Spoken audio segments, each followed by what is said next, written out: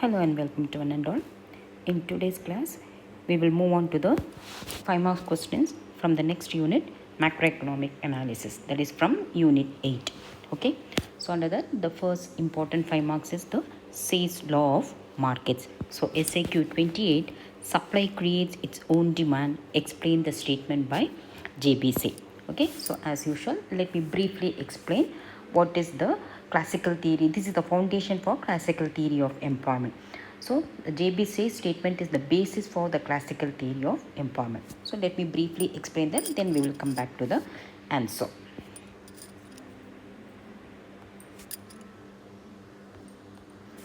Okay, so J.B.Say he was the classical economist. So all the classical, when I say the classical economists, all the ancient economists like Adam Smith, J.S. Mill, they all belong to the classical school of economics. So they are all called as the classical economists. So J.B.Say was also one of the classical economists. Okay, so he gave the famous law of markets, that is the supply creates its own demand. Okay, and now this supply creates its own demand by J.B.Say happens to be the basis or the foundation for the classical theory of employment. Okay, so there are, when you talk about the theories of employment, there are two theories of employment. The first one was given by the classical theory of employment, and the second one was given by the J.M. Keynes, that is the Keynesian theory of employment. So before the Keynesian theory of employment, before the Great Depression, the classical theory of employment was very, very popular. Okay, and the classical theory of employment, the basic theme or the of the classical theory of employment is that according to those economists, a country or an economy will always be under the conditions of full employment. Okay, and how is it possible? As long as the government does not interfere in the economic activities, that is the laissez-faire economy. So all the classical economists, right from Adam Smith, David Ricardo, J.B.Say, they all propounded that laissez-faire economy. The meaning of laissez-faire economy is the capitalistic economy, or in other words, there should be non-interference of the government in the economic activities of the country.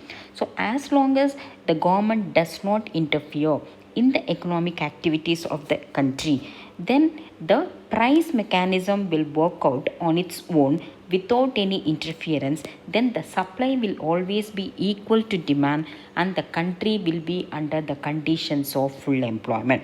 So this is what the classical economists believed, and this is the main theory of employment given by the classicals. And this theory, this assumption of full employment, it is not an assumption actually, because before Great Depression, no country was witnessing a serious problem of unemployment.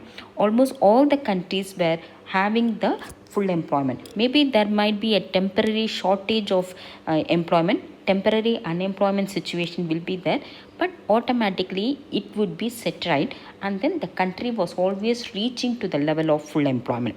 Okay, so how that was happening? So the classical theory they discovered, and this is based on J.B.Say, they found out that the goods market will always be under equilibrium. Okay, that is the first part of the classical theory of employment. So supply creates its own demand by J.B.Say is the basis for the classical theory's goods market equilibrium. So the very first part of the classical theory of employment is that the goods market will always be under equilibrium. So now what is the meaning of goods market equilibrium? If the supply of goods is equal to the demand for goods, that is supply is equal to demand for the goods, then there will be equilibrium in the goods market. Okay, equilibrium is supply equals demand, that is called as the equilibrium, isn't it? So in the goods market equilibrium means if the supply of goods is equal to the demand for the goods, then the goods market will be in equilibrium. So when there will be unemployment in the country, only if there is oversupply, okay, or if the supply is more than demand for goods. If the supply of goods is more than the demand for goods, then what will happen? The production will stop, because already the supply is more in the market, so the production will stop. When the production stops, there will not be any employment, and our people will be thrown out of jobs. So during that point of time, there will be unemployment. But if the supply always equals demand, then there will not be any oversupply. Okay, there will not be any overproduction. The supply will not be more than demand. Then there will not be any unemployment in the country. So this is what JB says. So as per JB say, supply will always be equal to demand, and hence there will not be any overproduction or oversupply in the economy. Hence there will not be any unemployment in the economy. So based on this law of markets given by J.B.Say, the classical economists, they propounded their theory. The first part of the theory says that there will be always equilibrium in the goods market, because the supply of goods will find its own demand. The additional supply of goods in the market will find its own additional demand, and there will always be equilibrium in the goods market. So there will not be any oversupply or overproduction leading to unemployment in the economy. All this was true before the Great Depression of 1930s. Now, how J.B.Say said that, how come there is always supply equals demand? How come additional supply finds its own demand? So let us check out with a very small example I have given you, the explanation of how supply is equal to demand. So let us assume in a clothing industry. So I am giving you a very simple example. In a clothing industry, what is happening?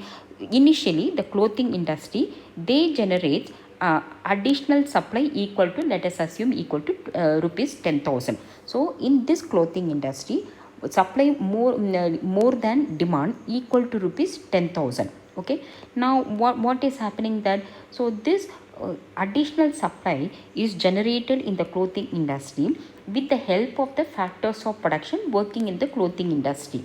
So these factors of production, they receive additional income equal to rupees 10,000, isn't it? Because these factors of production is or responsible for generating that additional supply. So when they are generating additional supply equal to rupees 10,000, so they have to receive income equal to rupees 10,000. Now what is happening? All the factors of production, they are having additional income equal to total equaling to rupees 10,000. So now anyone who is having an additional income, what is the normal psychology of the consumer? Immediately what we will do, we will demand more. So these factors of production, they create additional demand. Either they can demand additional clothes themselves, or let us assume that they are creating additional demand. Say let us assume they are demanding more food grains. Okay, so they are creating additional demand for food grains, which is equal to rupees 10,000 with this additional income. So now what is happening? The farmers are getting additional demand. So they produce additional supply of food grains equal to rupees 10,000. Okay, now what is happening here? Now the farmers, they are getting additional income equal to rupees 10,000, because the people from the clothing industry, the factors of production of the clothing industry, they demand additional food grains equal to rupees 10,000. So farmers are supplying additional food grains equal to rupees 10,000, which is the income for the farmers. So now what is happening? The farmers are now getting additional income equal to rupees 10,000. Now what the farmers are doing, they are creating additional demand. See, they can either demand food grains, the farmers themselves, they can demand additional food grains equal to 10,000, or let us assume that the farmers are demanding the additional clothes equal to rupees 10,000. Okay, so the farmers in turn, they are creating that additional demand, which is equal to the additional supply generated in the clothing industry, which is equal to additional demand. Okay, so this can move on. Like I've given you a very simple example.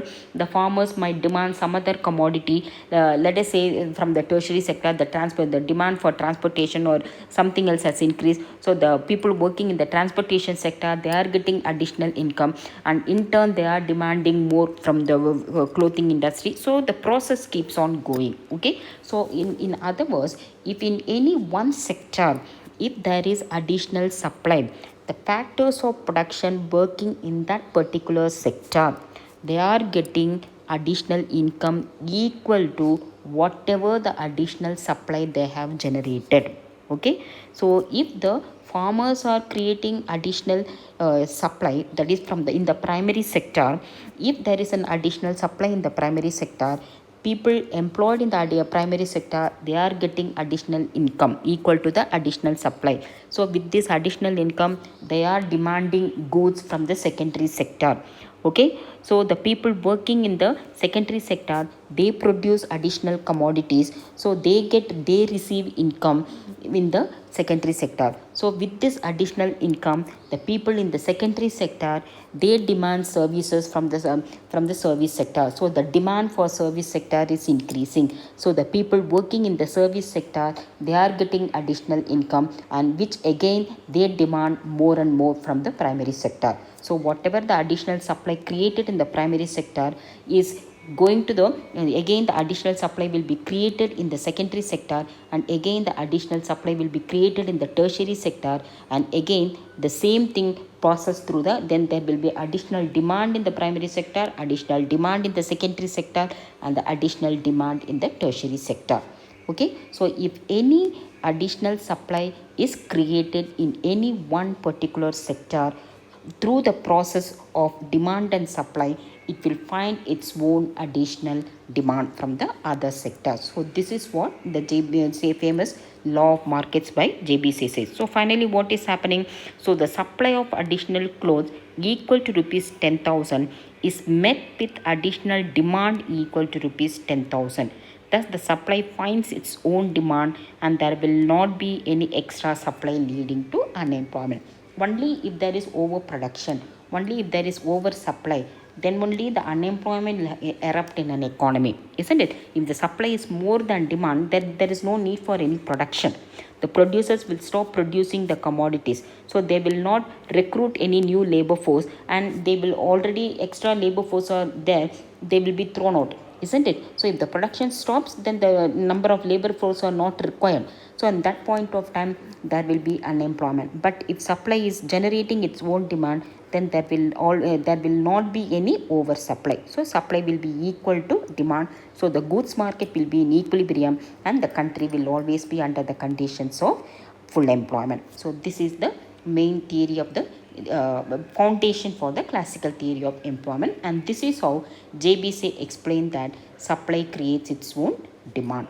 Okay, now let us move to the answer.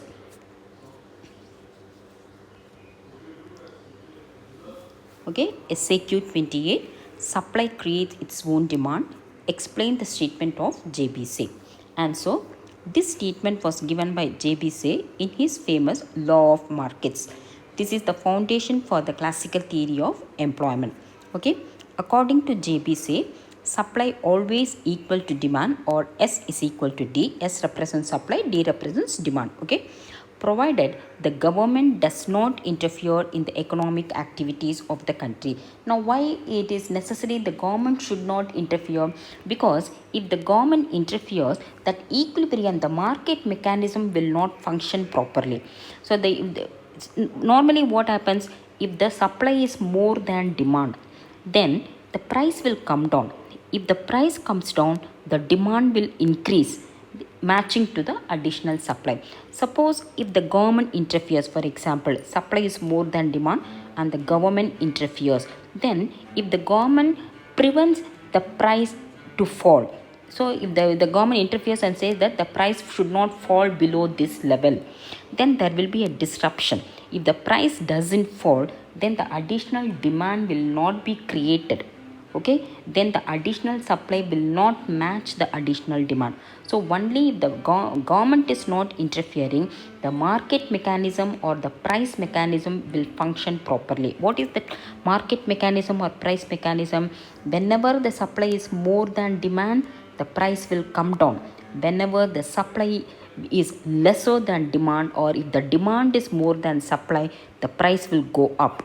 Okay, so through this movement of supply and demand, the price will go up and down, bringing out the equilibrium between demand and supply. So in order to have this is a mechanism, like it goes up and down.